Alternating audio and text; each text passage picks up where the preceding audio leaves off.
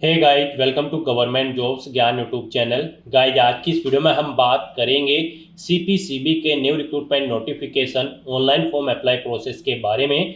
जी हाँ दोस्तों, central pollution control board ने यहाँ पर scientist B, assistant law officer, senior technical supervisor, senior scientific assistant, assistant accounts assistant, junior translator, multitasking staff, upper divisional clerk, lower divisional clerk और भी अन्य post है जिनके लिए भर्ती का नोटिफिकेशन रिलीज किया हुआ है। कैसे आप इन भर्तियों में पार्टिसिपेट करने के लिए अपने फॉर्म अप्लाई कर सकते हो, इसकी पूरी जानकारी हम आपको स्टेप बाय स्टेप रजिस्ट्रेशन से लेकर प्रिंट तक इस वीडियो में देंगे। बस आपको इस वीडियो को स्किप किए बिना शुरू से लेकर एंड तक देखना है। उसके बाद वीडियो पसंद आए तो इसे लाइक और शेयर कर दें। चैनल पर नए हो तो इसे सब्सक्राइब कर लें। साथ ही साथ दोस्तों, आपको फॉर्म अप्लाई करते हुए जो भी प्रॉब्लम फेस हो रही है उन सभी का हल आपको इस वीडियो में मिल जाएगा। कैसे आपको अपने डॉक्यूमेंट अपलोड करने हैं, कैसे आपको अपना फोटो और सिग्नेचर अपलोड करने हैं, कौन सा डॉक्यूमेंट आपको कितने केबी में अपलोड करना है, पूरी जानकारी यहाँ पर आपको इस वीडियो में मिलेगी। बस आपको एंड तक हमारे साथ इस वीडियो में बने रहना है। तो बिना कोई वक्त गंवाए चलिए शुरू करते हैं। आपको इस वीडियो के डिस्क्रिप्शन बॉक्स में हमारी वेबसाइट ind-sarkari-naukri.in के इस पेज का लिंक मिल जाएगा। यहाँ पर आपको इस भर्ती के रिगार्डिंग सभी डिटेल्स प्रोवाइड कर दी गई है। सेंट्रल पोल्यूशन कंट्रोल बोर्ड, केंद्रीय प्रदूषण नियंत्रण बोर्ड सीपीसीबी ने यहाँ पर scientist B, assistant law officer, senior technical supervisor, assistant accounts assistant, junior translator, multitasking staff और भी अन्य पद हैं जिनके लिए नोटिफिकेशन रिलीज किया हुआ है। यहाँ पर आपको हमारी वेबसाइट के इसी पेज पर ही पोस्ट के सामने नंबर ऑफ वैकेंसीज की डिटेल शो की गई है। साथ ही उस पोस्ट के लिए क्या आपका एलिजिबिलिटी क्राइटेरिया, एजुकेशनल क्वालिफिकेशन रखी गई है, उसकी डिटेल भी यहाँ पर आपको प्रोवाइड कर दी गई है। आप यहाँ पर 28 अप्रैल 2025 तक अपने फॉर्म अप्लाई कर सकते हो। यहाँ पर आप ऑनलाइन मोड में ऑल इंडिया से इस भर्ती के लिए अप्लाई कर सकते हो। उसके लिए आपको इस पेज को नीचे स्क्रॉल डाउन करना है। इंपोर्टेंट लिंक सेक्शन में आकर ऑफिशियल नोटिफिकेशन पीडीएफ लिंक पर क्लिक करके इस भर्ती के नोटिफिकेशन को ओपन कर लेना है और इसमें से आपको पूरी डिटेल रीड कर लेनी है। यहाँ पर आपको सभी डिटेल्स प्रोवाइड कर दी गई है, जैसे कि क्या पोस्ट का नाम है, कितनी उसके लिए नंबर ऑफ वैकेंसीज है, कौन सी कैटेगरी के लिए कितनी वैकेंसीज है, कितनी यहाँ पर आयु सीमा रखी गई है उस पर्टिकुलर पोस्ट की, क्या आपका एलिजिबिलिटी क्राइटेरिया होना चाहिए, कब से कब तक आप अप्लाई कर सकते हो, पूरी जानकारी यहाँ पर आपको इस नोटिफिकेशन में दे दी गई है। आप सभी डिटेल्स यहाँ से रीड आउट करें, उसके बाद अपने फॉर्म अप्लाई कर लें। फॉर्म अप्लाई करने के लिए भी आपको हमारी वेबसाइट के इसी पेज पर ही अप्लाई ऑनलाइन का लिंक दिया गया है। जैसे ही आप इस लिंक पर क्लिक करेंगे तो आपके सामने यहाँ पर सीपीसीबी का ये ऑफिशियल पोर्टल ओपन होगा।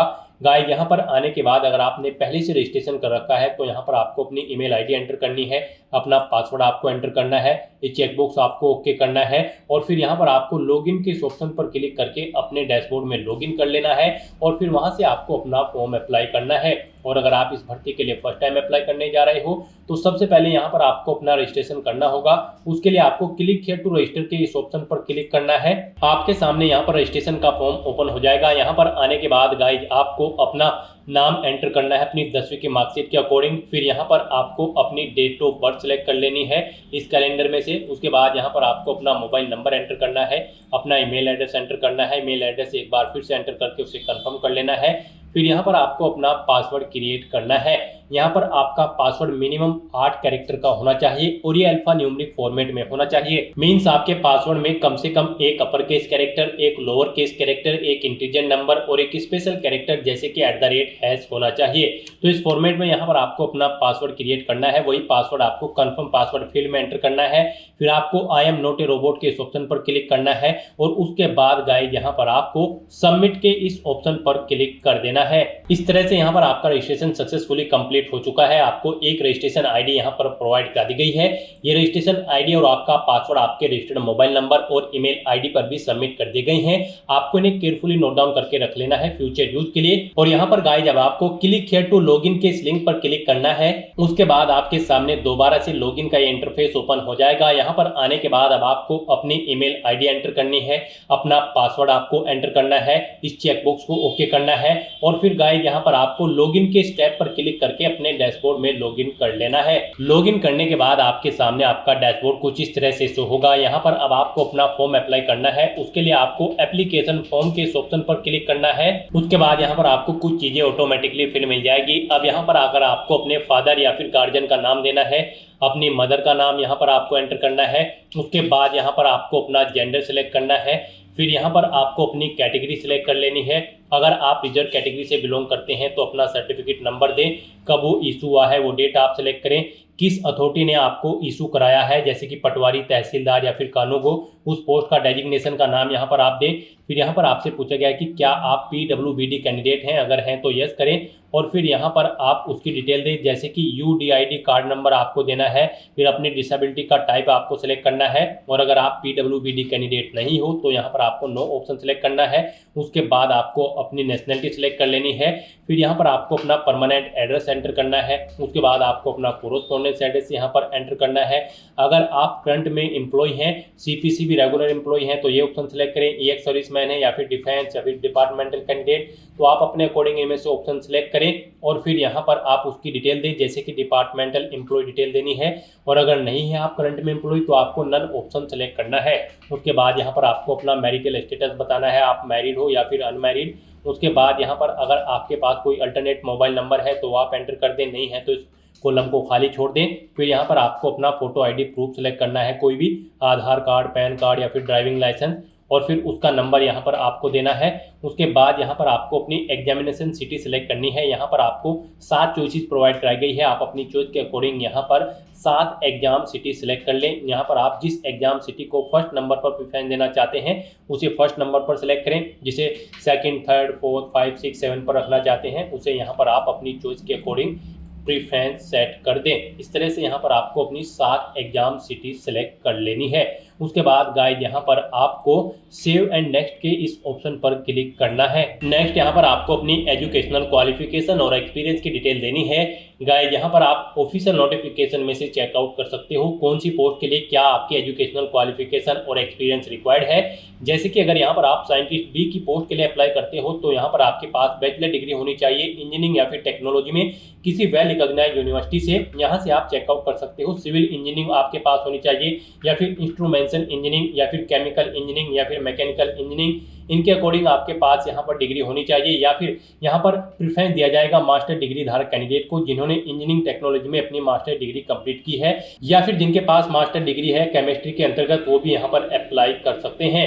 यहाँ पर असिस्टेंट लॉ ऑफिसर के लिए भी आपके पास बैचलर डिग्री होनी चाहिए लॉ के अंतर्गत। आप यहाँ पर जिस भी पोस्ट के लिए अप्लाई करने जा रहे हैं उसकी एजुकेशनल क्वालिफिकेशन ऑफिशियल नोटिफिकेशन में से चेकआउट कर सकते हो और इनके अकॉर्डिंग यहाँ पर आपको अपनी एजुकेशनल क्वालिफिकेशन की डिटेल देनी होगी। जैसे कि अगर आप डाटा एंट्री ऑपरेटर की पोस्ट के लिए अप्लाई करते हो तो आपका 12वीं क्लास पास आउट होना जरूरी है, प्लस यहाँ पर आपका स्पीड टेस्ट होगा और उसमें आपकी 8000 की यहाँ पर आपको एंटर करनी होगी पर आवर। स्टेनोग्राफर की पोस्ट के लिए भी आपका 12वीं क्लास पास आउट होना जरूरी है।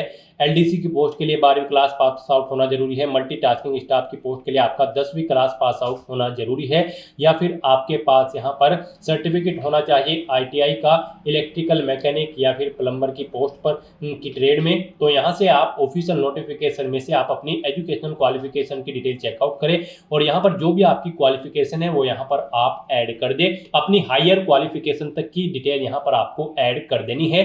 उसके बाद यहाँ पर आपको पोस्ट शो होंगी, जिन जिन पोस्ट पर आप एलिजिबल होंगे अपनी क्वालिफिकेशन के अकॉर्डिंग वो पोस्ट आगे चलकर आपके लिए शो होंगी, उन पर आप अप्लाई कर पाओगे। तो यहाँ पर आपको अपनी हायर क्वालिफिकेशन तक की सभी डिटेल्स ऐड कर देनी है। जैसे कि सबसे पहले यहाँ पर आपको अपनी 10वीं क्लास की डिटेल कम से कम ऐड करनी होगी। यहाँ पर आपको अपनी स्ट्रीम बतानी होगी, 10वीं आपने किस स्ट्रीम में पास आउट की है। उसके बाद यहाँ पर आपको पासिंग ईयर देना है। फिर यहाँ पर आपको बोर्ड या यूनिवर्सिटी का नाम देना है जिससे आपने अपनी 10वीं क्लास पास आउट की है। मार्क्स की परसेंटेज देनी है, कितने % मार्क्स आपने ऑब्टेन किए हैं। डिवीजन बतानी है, फर्स्ट, सेकंड, थर्ड, आप अपने अकॉर्डिंग ऑप्शन सेलेक्ट करें। सब्जेक्ट दें, यहाँ पर आप जो भी आपके पास सब्जेक्ट है जैसे कि 10वीं में साइंस, कॉमर्स या फिर आर्ट, यहाँ पर या फिर आप सब्जेक्ट के नाम एंटर कर दें जो सब्जेक्ट्स आपके पास थे। ऐसे ही यहाँ पर आपको अपनी 12वीं क्लास की डिटेल देनी है। फिर यहाँ पर आपको ऐसे ही अपनी ग्रेजुएशन की डिटेल देनी है। अगर आपने ग्रेजुएशन कर रखी है, पोस्ट ग्रेजुएशन कर रखी है तो उसकी डिटेल यहाँ पर आप प्रोवाइड कराएं। पीएचडी, यूजीसी नेट या फिर डिप्लोमा, जो भी आपकी हायर क्वालिफिकेशन है उस तक की सभी डिटेल्स यहाँ पर आपको ऐसे ही प्रोवाइड करा देनी है। उसके बाद यहाँ पर आपको अपने एक्सपीरियंस की डिटेल देनी है। यहाँ पर आपको अपना नाम देना है सबसे पहले, फिर डेजिग्नेशन देनी है, पे लेवल देना है, किस पे लेवल से आप रिटायर्ड हुए हैं या फिर जॉब कर रहे हैं, टोटल पीरियड ऑफ सर्विस यहाँ पर आपको देनी है मंथ्स में, नेचर ऑफ ड्यूटी देनी है, अगर जॉब छोड़ चुके हो तो उसे छोड़ने का कारण यहाँ पर आपको देना है, एक से ज़्यादा जगह वर्किंग एक्सपीरियंस है तो यहाँ पर आपको कॉलम्स दे गए हैं, इन कॉलम में आप अपने एक्सपीरियंस की डिटेल प्रोवाइड करा दें। उसके बाद यहाँ पर आपको बताया गया है किन किन पोस्ट के लिए एक्सपीरियंस रिक्वायर्ड है, जैसे कि assistant law officer, senior draughtsman, senior scientific assistant, senior technical supervisor post, accounts assistant post, junior technician post और जूनियर ट्रांसलेटर की पोस्ट के लिए यहाँ पर आपका एक्सपीरियंस रिक्वायर्ड है। कितने साल का एक्सपीरियंस रिक्वायर्ड है वो भी यहाँ पर आपको दिया गया है, जैसे कि असिस्टेंट लॉ ऑफिसर की पोस्ट के लिए आपके पास 5 साल का एक्सपीरियंस होना चाहिए और यहाँ पर जूनियर टेक्नीशियन पोस्ट के लिए आपके पास 1 साल का एक्सपीरियंस रिक्वायर्ड है। तो यहाँ पर आपको इनके सामने यस ऑप्शन सेलेक्ट करना है। जिन पोस्ट के लिए एक्सपीरियंस रिक्वायर्ड है, अगर आप इनके लिए अप्लाई करने जा रहे हैं, इनके अकॉर्डिंग आप अपनी क्वालिफिकेशन फिल कर रहे हैं ऊपर, तो यहाँ पर आपको यस ऑप्शन सेलेक्ट करना होगा। और अगर आप इन पोस्ट के लिए अप्लाई करने नहीं जा रहे हो, आपने इनके अकॉर्डिंग क्वालिफिकेशन नहीं दी है, तो फिर आपको नो ऑप्शन सेलेक्ट करने हैं और फिर गाइस यहाँ पर आपको सेव एंड नेक्स्ट के इस ऑप्शन पर क्लिक कर देना है। नेक्स्ट यहाँ पर आपको अपना फोटो और सिग्नेचर अपलोड करने हैं। यहाँ पर आपका फोटो और सिग्नेचर 10 KB से 50 KB के बीच में होने चाहिए। तो यहाँ पर आपको चूज फाइल बटन पर क्लिक करना है, फाइल को सिलेक्ट करना है और उसके बाद आपको अपलोड फोटो और अपलोड सिग्नेचर के ऑप्शन पर क्लिक करके अपने फोटो और सिग्नेचर यहाँ पर अपलोड कर देने हैं। और उसके बाद गाइस यहाँ पर आपको click here to lock the image after uploading the images, आपको इस ऑप्शन पर क्लिक करना है। इस तरह से अपना फोटो और सिग्नेचर अपलोड करने के बाद फिर गाइस यहाँ पर आपको नेक्स्ट के इस ऑप्शन पर क्लिक करना है। नेक्स्ट आपके सामने कुछ इस तरह से इंटरफेस होगा। अब यहाँ पर आपको अपनी पोस्ट सेलेक्ट करनी है, जिस पोस्ट के लिए आप अप्लाई करना चाहते हैं। गाइस यहाँ पर आप जिस भी पोस्ट के लिए अप्लाई करना चाहते हैं उसे यहाँ पर आप सिलेक्ट करें। उसके बाद चेक एलिजिबिलिटी के इस ऑप्शन पर क्लिक करें। उसके बाद यहाँ पर अगर आप इस पोस्ट के लिए एलिजिबल होंगे आपकी क्वालिफिकेशन के अकॉर्डिंग, यानी कि पीछे जो आपने क्वालिफिकेशन प्रोवाइड कराई है उसके अकॉर्डिंग अगर आप इस पोस्ट के लिए एलिजिबल हैं तो फिर यहाँ पर आपको मैसेज शो हो जाएगा you are eligible for this post. Eligible नहीं होंगे तो यहाँ पर आपको मैसेज शो होगा कि आप इस पोस्ट के लिए एलिजिबल नहीं है। फिर आप दूसरी पोस्ट यहाँ पर सिलेक्ट करें, यानी कि वो पोस्ट सेलेक्ट करें जिस पोस्ट के पर अप्लाई करने के लिए आप एलिजिबल हैं। तो यहाँ पर आपको अपने अकॉर्डिंग पोस्ट सेलेक्ट करनी है और उसके बाद गाइस यहाँ पर आपको नेक्स्ट के इस ऑप्शन पर क्लिक कर देना है। हम यहाँ पर आपको साइंटिस्ट बी की पोस्ट के लिए अप्लाई करके दिखा रहे हैं, बाकी सब पोस्ट के लिए भी सेम ऐसे ही अप्लाई होगा। नेक्स्ट आपके सामने डिक्लेरेशन का सेक्शन ओपन होगा। यहाँ पर आने के बाद आपको इन चेक बॉक्सेस को ओके करना है और उसके बाद आपको आई एक्सेप्ट के इस ऑप्शन पर क्लिक कर देना है। नेक्स्ट यहाँ पर आपको पोस्ट का नाम सेलेक्ट करना है जिस पोस्ट के लिए आप अप्लाई करना चाहते हैं और उसके बाद आप अप्लाई के इस ऑप्शन पर क्लिक करें। इस तरह से यहाँ पर आप जो भी पोस्ट सेलेक्ट करेंगे उसके लिए अप्लाई कर लेंगे। यहाँ पर आपको मल्टीपल पोस्ट दी गई है, आप मल्टीपल पोस्ट के लिए अप्लाई कर सकते हैं। आपकी क्वालिफिकेशन के अकॉर्डिंग आप जिस भी पोस्ट पर अप्लाई करने के लिए एलिजिबल हैं यहाँ पर आप वो पोस्ट सेलेक्ट करें और फिर उसके बाद आप अप्लाई के ऑप्शन पर क्लिक करके यहाँ पर आप अप्लाई कर दें। तो इस तरह से यहाँ पर आप जिस भी पोस्ट के लिए अप्लाई करना चाहते हैं उसे यहाँ पर सिलेक्ट करें और अप्लाई के ऑप्शन पर क्लिक करके आप अप्लाई कर दें और उसके बाद गाइस यहाँ पर आप नेक्स्ट के इस ऑप्शन पर क्लिक कर दें। नेक्स्ट आपके सामने कुछ इस तरह से इंटरफेस ओपन होगा। अब यहाँ पर आप जिस भी पोस्ट के लिए अप्लाई करना चाहते हैं उसके लिए यहाँ पर आपको फीस पेमेंट करना होगा। उसके लिए यहाँ पर आपको आपकी कैटेगरी के अकॉर्डिंग एप्लीकेशन फीस का अमाउंट शो कर दिया जाएगा। यहाँ पर आपके सामने पर्टिकुलर पोस्ट के लिए जो भी फीस रिक्वायर्ड है वो अमाउंट यहाँ पर आपको शो कर दिया जाएगा। आप यहाँ पर पे फीस के ऑप्शन पर क्लिक करें, उसके बाद आपको फीस पेमेंट के इंटरफेस पर डायरेक्ट कर दिया जाएगा। आप डेबिट कार्ड, क्रेडिट कार्ड या फिर नेट बैंकिंग या फिर यूपीआई के माध्यम से अपना फीस पेमेंट कर सकते हैं। यहाँ पर यूपीआई आपके लिए बेस्ट ऑप्शन रहेगा। आप यहाँ पर यूपीआई के माध्यम से अपना फीस पेमेंट करें। अगर आप अपनी यूपीआई आईडी जानते हैं तो पे बाय एनी यूपीआई आईडी के ऑप्शन पर क्लिक करें। यहाँ पर आप अपनी यूपीआई आईडी एंटर करें और फिर पे नाउ के ऑप्शन पर क्लिक करके अपना फीस पेमेंट कर दें। और अगर आप क्यूआर कोड के थ्रू फीस पेमेंट करना चाहते हैं तो यहाँ पर आप क्लिक हियर टू पे यूजिंग क्यूआर ऑप्शन पर क्लिक करें। यहाँ पर उसके बाद आपको ये क्यूआर कोड शो होगा, आप इसे अपने यूपीआई से स्कैन करें और अपना फीस पेमेंट कर दें। इस तरह से आप जिस भी पोस्ट के लिए अप्लाई करना चाहते हैं उसके लिए यहाँ पर आप फीस पेमेंट कर दें। सक्सेसफुली फीस पेमेंट करने के बाद आपका एप्लीकेशन फॉर्म सक्सेसफुली सबमिट हो जाएगा।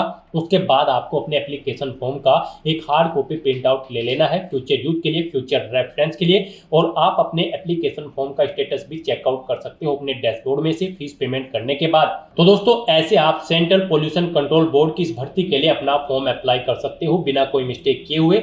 आज की इस वीडियो में बस इतना ही। आई होप ये वीडियो आपको पसंद आई होगी। अगर पसंद आई हो तो इसे लाइक और शेयर करें। चैनल पर नए हो तो इसे सब्सक्राइब कर लें।